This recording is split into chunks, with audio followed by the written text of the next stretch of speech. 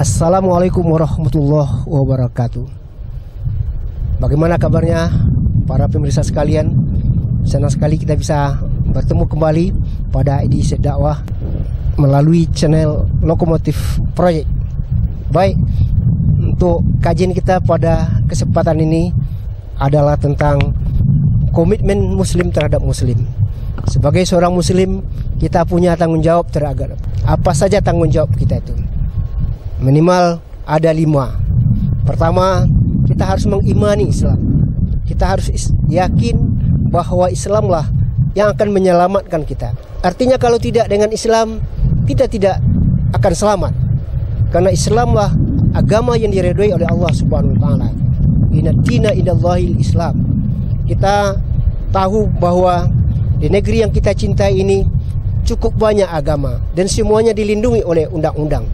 Tapi lagi-lagi kalau kita sudah menetapkan pilihan menjadi seorang muslim, maka kita tentunya harus yakin bahwa Islamlah agama yang diridhoi oleh Allah. Kemudian yang kedua, kita harus mempelajari Islam.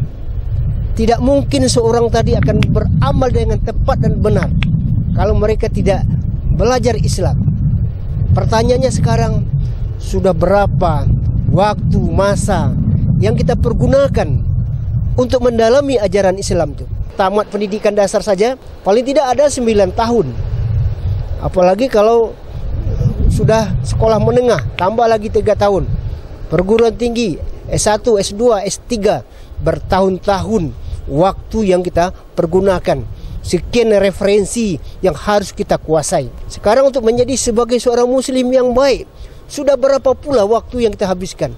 Sudah berapa pula kitab-kitab yang sudah kita telah kita pelajari? Barangkali ini perlu menjadi renungan kita. Lalu yang ketiga, kita perlu mengamalkan ajaran agama itu. Teori dan praktek harus sejalan. Ucapan dan tindakan harus sesuai. Jangan hanya kita pandai berbicara, tetapi di dalam pelaksanaannya tidak terbukti dalam bentuk kenyataan. Kabura maqtan inallahi an taqulu ma la taf'alun, kata Allah. Kenapa kamu hanya bicara? Betapa besarnya siksaan di hadapan Allah Subhanahu wa taala. Kamu sendiri tidak mengamalkan apa yang kamu kerjakan. Lalu yang keempat adalah mendakwahkan Islam. Ud'u ila sabili rabbika bil hikmah wal mau'izatil hasanah wajadilhum billati hiya ahsan. Ajaklah orang kepada jalan Allah dengan cara bijaksana, dengan memberikan pengajaran.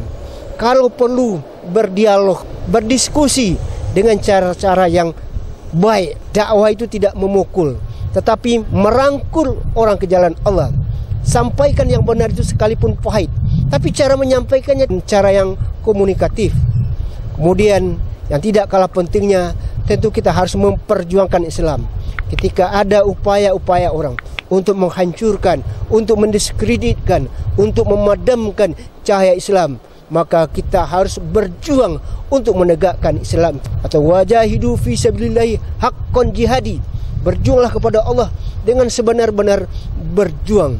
Kelima komitmen ini sudah kita laksanakan, insya Allah kita akan menjadi sebagai seorang muslim yang bertanggung jawab, yang mudah-mudahan akan membawa keselamatan hidup kita di dunia ini sampai ke akhirat. Wassalamualaikum warahmatullahi wabarakatuh.